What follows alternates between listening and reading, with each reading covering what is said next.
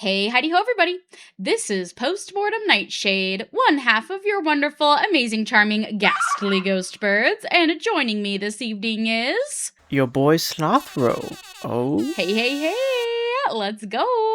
Welcome back, everybody. We are so excited to have y'all joining us again this week. And as expected, we are moving on to part 3 of our live-action DCU discussion. So, Slothro, would you like to fill them in on the movies we'll be covering this week? Yes. So the movies we're going to be covering this week are going to be Wonder Woman, Wonder Woman 2, which I think is Wonder Woman 1987, I believe. I think it's 1984. No, sorry, 1984. We've got the Joker, we've got Aquaman, and we've got the Batman. So yeah, these are our we got a good lineup, a good diverse cast of movies. Yeah, I think we've got a great batch to talk about this week. And as per usual, for all of our videos, we are giving you fair warning of a spoiler alert. So please click away now if you want to watch any of these before you hear our discussion, but please do come back after you watch these movies. And we are so grateful to have you all with us. Please don't forget to like and subscribe. And we're just going to get started, go right on into it. So Slothro, what are your thoughts on the first Wonder Woman movie? My first thoughts on it are actually that I think it's a really good movie, personally. I really like the angle they kind of go with it. They kind of go the more mythological route with it, which I feel like they do somewhat in the DC world, but they don't do it as, I feel like, kind of like streamlined as they do with this one. I really enjoyed the villain and the overall dynamic that Diana had with. I'm forgetting the main character's. I'm forgetting her love interest name. Leonardo DiCaprio, right? He's the one who plays the I love think interest in this movie. It's Chris Pine. His name is Steve Trevor. Oh, Steve Trevor. Yes. Okay. My bad. Yeah, Steve Trevor. I think their dynamic is really cool. I like how they kind of incorporate like the World War aspect into the movie, and how Wonder Woman was kind of like helping like kind of like throughout history up to like where she is in the Justice League. I think that was a really cool angle they showed that. And you actually like feel for her and Steve as the movie progresses, especially spoiler warning, towards his inevitable demise towards the end of the movie. I think overall they did a really good job. I was actually curious what you thought of the overall ending of this movie. Yeah, I thought the ending was good. I think I agree with you. I think this is a pretty good, solid movie. Fun fact, if you haven't seen the video on my channel, there's a video where I cover how I grew up not watching PG-13 movies. This was actually the first PG-13 movie I watched. I watched it on my 18th birthday, and I really liked it. I enjoyed it a lot. It was the early phases, I would say, of superheroes, for me anyway. This was before Endgame. I don't know. Let me double check when Infinity War came out. 2018, yeah. So this came out before Infinity War and Endgame. So, we were at the peak of the superhero stuff in DC. I would say this was a pretty solid outing for one of their big three between Superman, Batman, and Wonder Woman. I thought this was actually pretty good. I agree. I really like Chris Pine's character. And the ending is, it's inevitable, right? I think they were wanting some sort of romantic connection for Wonder Woman, but they didn't seem to know how to, I don't know how to explain it. Like, she wasn't going to end up with Superman. And so, but they don't do enough writing for her to end up with Batman, because they kind of hint towards that a little bit. But there is so much disregard for her, basically, after this movie, that I just was kind of confused, because they built such a solid, strong basis with this movie. She had such a great relationship with Chris Pine's character. So I feel like this was really the first and only solid movie that had Wonder Woman in it, which is kind of disappointing. But yeah, the ending was fine. I like the emotional impact of her love interest sacrificing himself. I think that's interesting. I think it's interesting, like you said, the war element. So yeah, it's got some good comedic moments, long before the superhero genre wore out their comedy. I think this had some solid moments. But yeah, I liked this movie. I thought it was a good, solid entry, and pretty much one of the only ones, kind of like Man of Steel. This was one of the solid, kind of good entries into this DCU live action thing that we experienced in the 2010s. Yeah, for sure. And it kind of is crazy crazy how it leads into the next movie, which is Wonder Woman 2, which for me, I feel like is such a turnaround from how I felt about the first movie. So Wonder Woman 1 was very, very good. It was very solid, very story like intricate. With Wonder Woman 2, I feel like they threw half of what made the first one good out the window. And they just full sent with like this really like weird like plot device, like plot premise with like a three wish kind of like a genie kind of thing going on. What's cool is they do show a villain that you don't get to see often, especially in live action, which is Cheetah. But I feel like they did the characters so poorly compared to stuff like in the Young Justice and in other Justice League properties. And so I think some of the visuals I think were all right in Wonder Woman 2, but for me it's not nearly as good, for me at least, as I didn't enjoy it as much as I did the first Wonder Woman. But what were your thoughts on that movie? Yeah, I thought this was so bad. Wonder Woman 1984 is everything wrong with what was happening with the DCU at that time. What did you think of the writing on Pedro Pascal's villain for this movie? I did not like it. There are so many lines in this movie that did not need to be in there. Like, there's one line that I'm pretty sure is pretty notorious when Diana lands on top of the car that he's driving. Yeah. Max Lord, you're putting yourself and everyone else in grave danger. I need you to give me the stone. What happened to it? Who wrote these lines? Like, there's no, you couldn't write anything else that I guess brings more impact to the scene. Like, what the hell is even that? This is Wonder Woman trying to save the Earth, and this is this guy trying to hold on to his wishes. And I'm like, I feel like their hearts just weren't in it, man. I know the actors were doing all they could, but the writing was just not. The writing was done so bad. Yeah, it's kind of weird because I I watched Gal Gadot in the first Wonder Woman, and I don't remember the acting being quite as stiff or stale as it is in the Wonder Woman 1984. I don't know if that was the directing or if she just like I've seen a lot of discourse about her acting skills. And it seems to be like Wonder Woman, the first one, was kind of an anomaly. And then after that, everything I see her and I'm like, she kind of feels like Kristen Stewart. I love Kristen Stewart, by the way. But in the Twilight movies, Kristen Stewart's acting is so wooden and stale and just kind of awkward. And I feel like Gal Gadot, kind of after like during Wonder Woman 1984 and then after that, that acting issue just kind of took over. And it's like, it was really bad in this movie. And like Slothro said, the writing definitely didn't help. The story was super weird.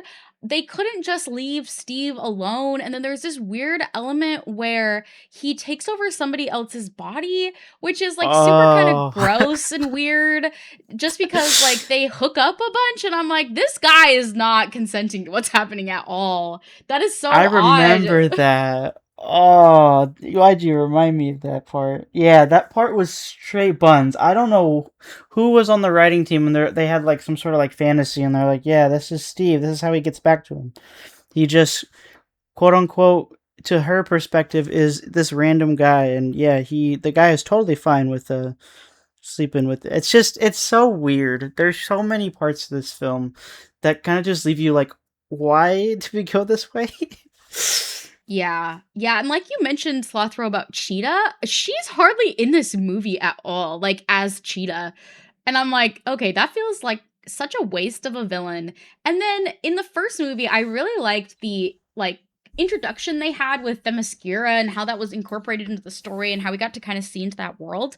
And then they said, okay, that was super cool. We did it once. Yeet. The fuck? Yay!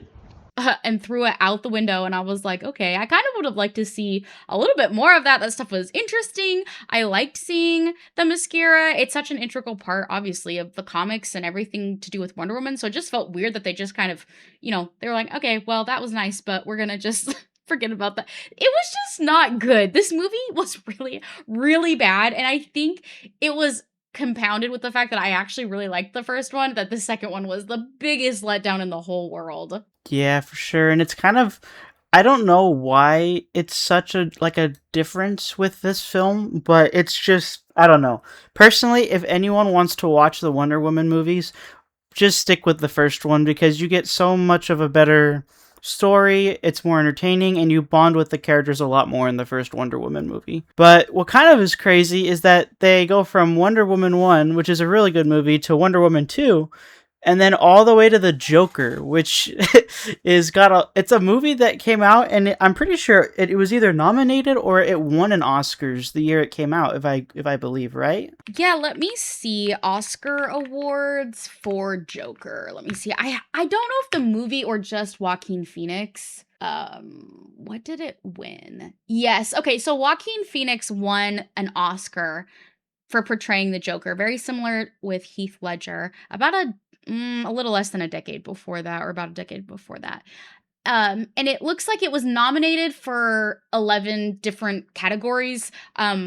Best Picture, Best Director, obviously, and it won. It looks like Best Actor with, I said, Joaquin Phoenix, and then the score, the Best Original Score, also took home the gold for this one. So definitely a favorite at the Oscars. I think Joker is always an easy win for those kind of things. Slothro, do you think this movie and the performance and everything was worthy of the gold and the nominations and that kind of thing?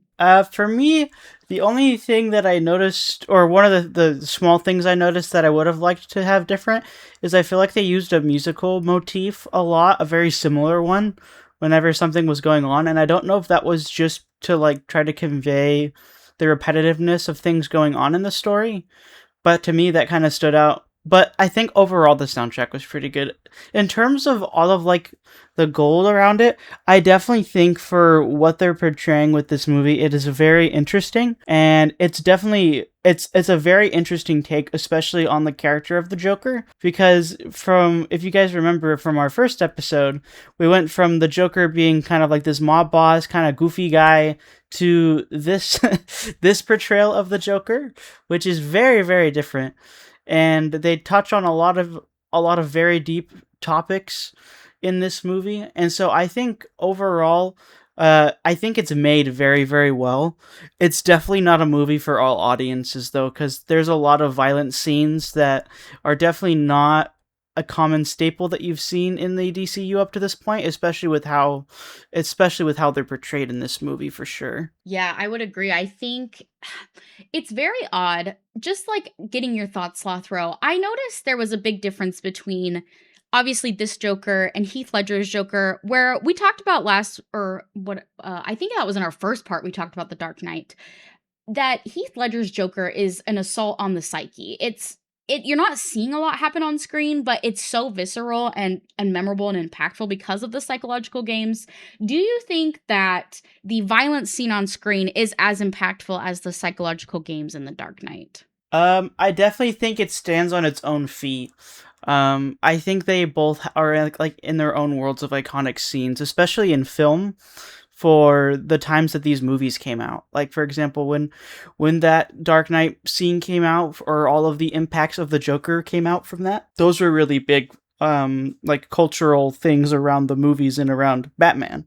And I feel like this movie just added another one onto that character of the Joker and the Batman series as a whole. So it was definitely a very impactful part of the Joker movie when that happened, but I can definitely see why people would at least relate the two scenes together, or the two movies together, definitely, just because they both have like a very interesting and a very well done portrayal of the Joker itself. Yeah, I agree. I think it's very how did it feel, Slothro, just watching this movie, the themes, the ideas that are explored?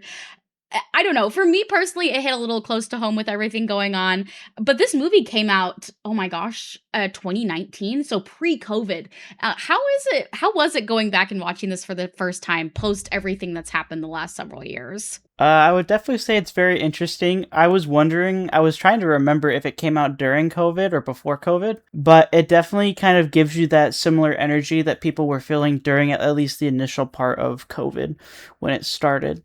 And so I definitely think it's a film that fits the time it came out, and I think it's a very intriguing movie to see, especially like with the context of the time that it came out, and all of the different discussions that were spawned around the movie as it released. Yeah. Yeah, I remember this movie had a lot of positive, negative, neutral. There was just a lot of discussion, just in general, happening around this film. And the themes of this movie obviously we're looking more at I don't know, it's not like a grounded, realistic version, like in the way that Christopher Nolan did with his Joker. This is like exploration of what happens when a society fails people that they deem as unimportant or as burdens, and just how that impacts the person and how that impacts the society in return as a whole. And there's a lot of discussion around class and around money and around the way people who don't have money are viewed, and the fight for wanting to have economic stability and have access and have needs met. There's a lot of discussion around mental health in this movie. Um, and I thought it was interesting, the unintentional approach that they took of the Joker in this movie is not an intentional character really until I would say about the third act. He's very much acting on impulse, acting out of fear, as are all the citizens in Gotham for this story. I I just thought it was an interesting portrait, looking at mental health, looking at how that impacts an individual and then society and those in their close circle. I agree with Slothro. There was some violence, but it's not as much as I was expecting. It's very, what's the word I'm looking for? It's a very precisely used to convey a tipping point as the character gets further and further along.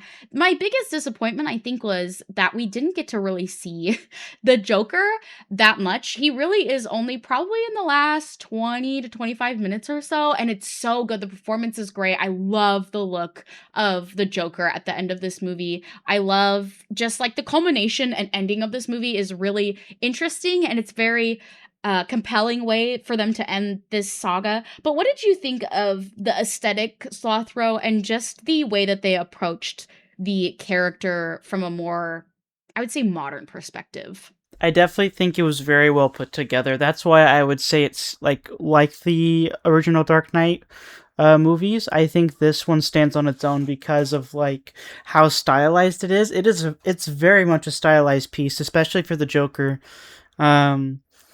And I think it's just fascinating to see how they were able to take the concept that has been showed multiple times and add a whole unique spin onto it that also can be its own thing. I also like the different takes, as you said, of the movie, kind of like the messages it's conveying and the way it conveys them. Everything is usually intentional in the story for a reason. And you don't feel like any line that's said in the movie was not a line that needed to not be said. Like everything felt really, really polished in this movie. And so I would definitely say overall, it's definitely, and I can see why people have it as an iconic movie, because I would say it is definitely quite an iconic movie. Yeah, I think oh my gosh. I could not believe that we had another on-screen depiction of the murder of Bruce Wayne's parents. I was like, not again, my guy. Oh my gosh.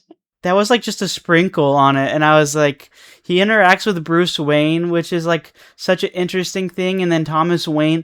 This is like a very interesting version of Thomas Wayne that I've only ever seen him be like this aggressive in like I think the Flashpoint movie, I think is what it is. Yeah. When he is using his guns. You do not get a lot of Thomas Wayne, especially in a more aggressive manner like this. So it was definitely intriguing to see just like him basically just deck Joker across the face and be like, bro, go away. It was just kind of jarring to have those characters interact in that way, and I'm pretty sure it was a way that could only be done in a film like this. Yeah, I liked the writing. I agree with you. I like the intrigue and the different direction they took with the Waynes. I thought it was super interesting. I kind of wish they would do more stuff like that, exploring a little bit more of the Batman mythos that's not directly tied to Batman. That's more in the Bruce Wayne sphere. I find that stuff very interesting.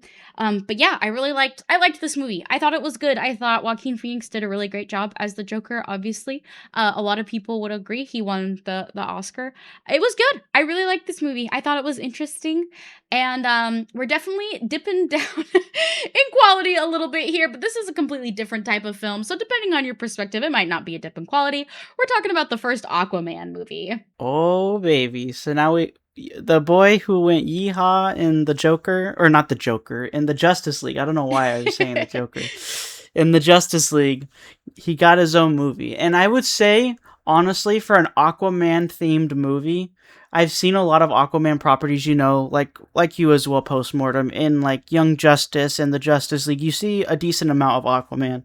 I think for a live action portrayal that's usually never been done before, I think they did a solid job with just the first movie. With this movie, I feel like if you went and watched it with your family and you just wanted a good time, I feel like you'd get that out of this film.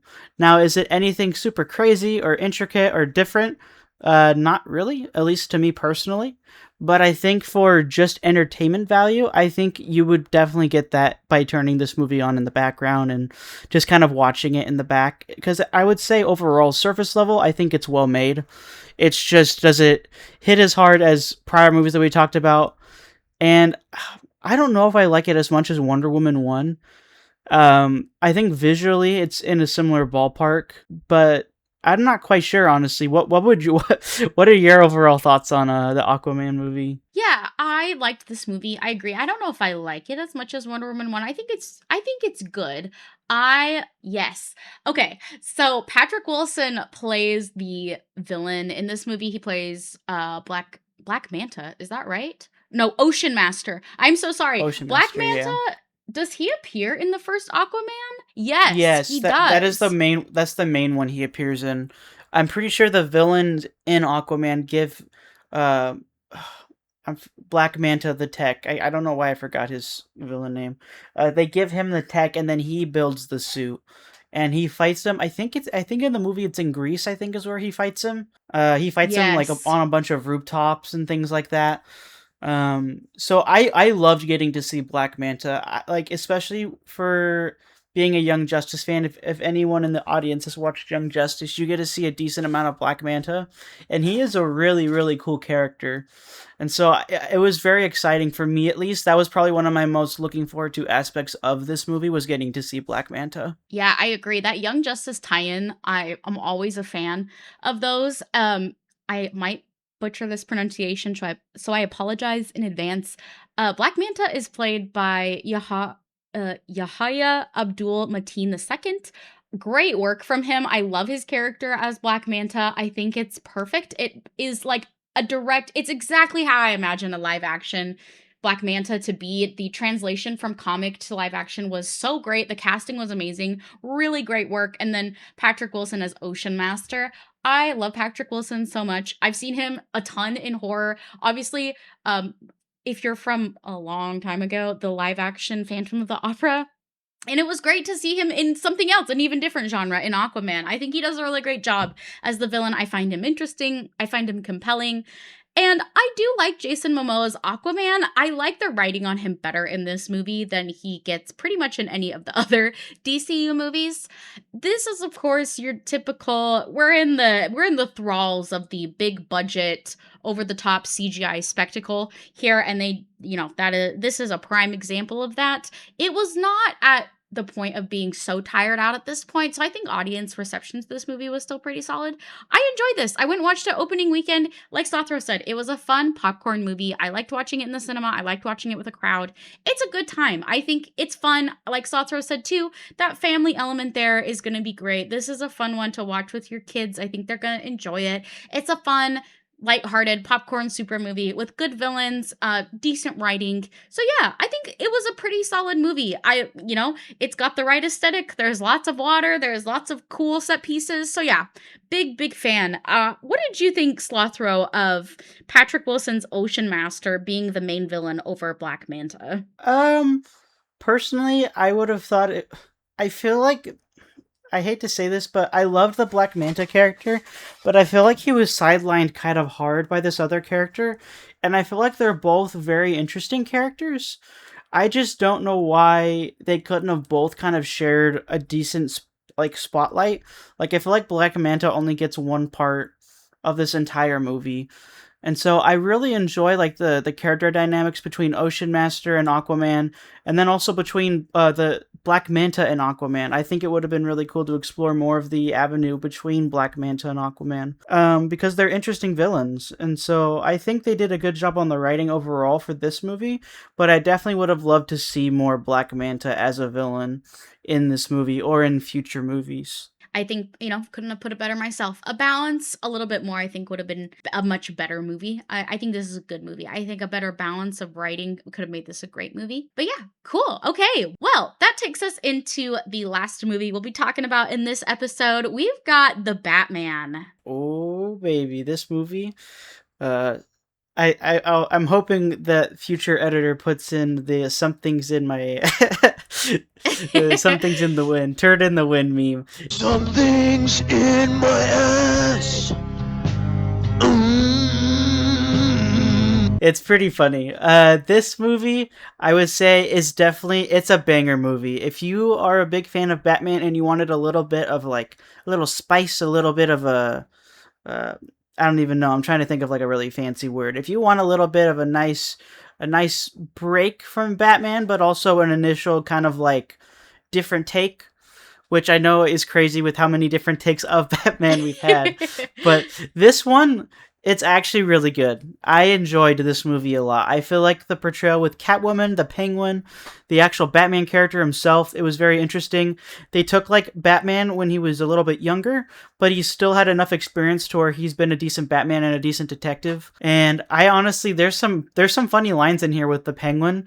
When he was talking to Batman about he doesn't know how to speak Spanish, and that's like half of the detective thing that goes on towards the end of the movie. I think it's just really, it's a very well put together movie. World's greatest detectives. Am I the only one here knows the difference between Al and Law? Jesus. No habla español, fella? And you feel for the characters, especially towards the end with Catwoman and Batman. They kind of go into that love relationship that you see in other properties, or at least in the comics. And that's kind of how they end off the film. And I honestly loved the way they ended off the film with almost like it's very hard, like the times are hard, but there is hope on the other side. I feel like they did a really good job with that message by the end of this film for sure. Yeah, Slothro, I'm looking at the deets on this movie. It is basically 3 hours. How do you feel about that runtime with this movie? It's a little long, but honestly, I never really noticed it when I was watching, just because of how entrenched I was in the story. It's definitely if you're not into Batman, it might be a little bit long for sure. But if you're a big DC or Batman fan, this film, like, you'll be eating good the whole time you're watching it. You won't recognize the time. At least I didn't when I was watching it. Yeah, I didn't either. I was kind of shocked looking at that just now, how long this movie was. It does not feel like 3 hours. It doesn't to me anyway. And this movie is PG-13, which is kind of mind-boggling. I like to say that there are variations on the various ratings, obviously from the MPAA. This is definitely a PG-13 plus movie. They push the limit for sure. It is a very dark film. There's a lot of dark themes, a lot of dark things happening. I would say Paul Dano plays the Riddler. His take on the Riddler is very disturbing, very bizarre, very weird. And so yes, there is there is some dark elements in this movie. When I first heard about Robert Pattinson's casting, I was really hesitant. I am now a lover of Robert Pattinson and his work. I think he's an extremely talented actor. I think Twilight did him a massive disservice. But what did you think about his Batman, Slothro? I was really nervous about his Batman when I heard it too. I was like, the guy from Twilight? I'm like, that's who we're getting as a cast for Batman? I was like, are we getting like a vampire, like the scene in Hotel Transylvania 1 where you have on the airplane, if anybody remembers this, it's when he's like, it's like a parody of Twilight. That's kind of the vibe I was getting when I first heard that, and I was like, dude, this is gonna be a interesting take on Batman. But they do not go that way at all with this one. They very much go like a Dark Knight grittiness in terms of like the vibe, and it's more gothic feeling. So it feels more raw. And I feel like they do a really good job with that, especially with the Batman's acting. I agree with Slothro. I really like the moody This is probably one of the best live action depictions of Gotham I think I've seen. I really like the depths and layers and the aesthetic that they chose for Gotham City in this movie. It's great. Zoe Kravitz has got some really, really great writing for her character as Catwoman. It's really, really good. I find it compelling. And like Slothro said, Colin Farrell, he blew my mind. Not only is his acting like out of this world, but also he was so unrecognizable as Penguin. It's crazy the makeup work that they did is so good. But this movie was really, really good. I like it. It does annoy me that we did this stupid, oh, this is Batman's early days on the streets. And I'm like, oh my gosh, not again. I am so tired of this.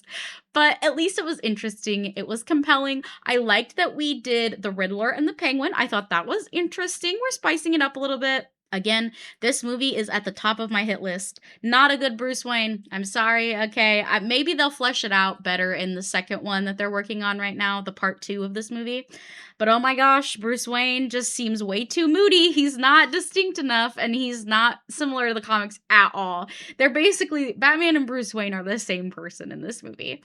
But it's good. The writing's good. The mystery is compelling. I like Commissioner Gordon in this, played by Jeffrey Wright, is really awesome. We get a brief glimpse of Barry Keoghan's Joker. Thoughts on that, Slothro? It's very, very brief. I'm kind of surprised we don't get more of it. And it's definitely like hinting at what the next film will depict, which is another, which after talking about the Joker, it's getting another Joker. So I'm hoping that it's going to be an interesting take. I'm having hope just because of the casting for this Batman. I was so hesitant and then I enjoyed it. So I'm like, okay, obviously either this is a lucky streak they had with this movie or they actually are cooking in some aspects. So I'm like, we'll see what comes when they do the Batman 2 movie. Yeah, agreed. I'm very hesitant, but I've gotten some surprise hits, so I will also reserve judgment. But this is a really, really interesting, good, actually, I would say it's a great Batman movie. I mean, it's executed well. I like the look of the bat suit, and the Batmobile I definitely like it way better than I like the Christopher Nolan Batmobile. So there is a little bit of return to form with that, which I really like. I still don't like it as much as I like the Tim Burton Batmobile, but it's a cool looking Batmobile. And obviously, I think it's so crazy just how much the Penguin is so great, and I'm so excited because coming up in our next few episodes, we'll be talking about the TV show spinoff. Absolutely insane. So good. And yeah, the Penguin, Colin Firth's Penguin, is just a scene stealer in this movie all the time. But it's so good. It's really great. It delves into Gotham politics a little bit, which I really like. And yeah, we get different villains. We also get, I think he is played by John Turturro. I hope I am saying that correctly. He plays Carmine Falcone, another classic Batman trove villain that they put to the big screen. Great. Loved it. It was really good. So yeah, a great solid Batman movie. Highly recommend. Don't let the Robert Pattinson Twilight craziness scare you off. Robert Pattinson's very talented, very good at what he does, and he's a great Batman. But yeah, any other thoughts, Slothro, on any of these movies before we leave our audience? Definitely. I would say it's hard because there's a lot of good picks for what you could watch in this. I think for me personally, for a more adult audience, I would definitely recommend the Joker and the Batman. And then for a family audience, the first Wonder Woman and Aquaman are both really, really good options for a family to watch and see. Because they're very entertaining, but they're not as intense as, for say, like the Joker or Batman. But if you're definitely into the intricacies of the DC universe, you'll really enjoy the Joker and the Batman for sure. They were very, very good films. Yeah, I second Slothro. There's definitely two categories of DC. The family friendly is always really fun. I'm always a fan though of that deeper exploration of Gotham. I think of these, it's so hard. But I think just on an overall package, my favorite of this group is probably the Batman. What about you, Slothro? I think so too. Wonder Woman was definitely a contender, but with Wonder Woman 2, if you're wanting an overall package, I definitely think you'll get it with the Batman.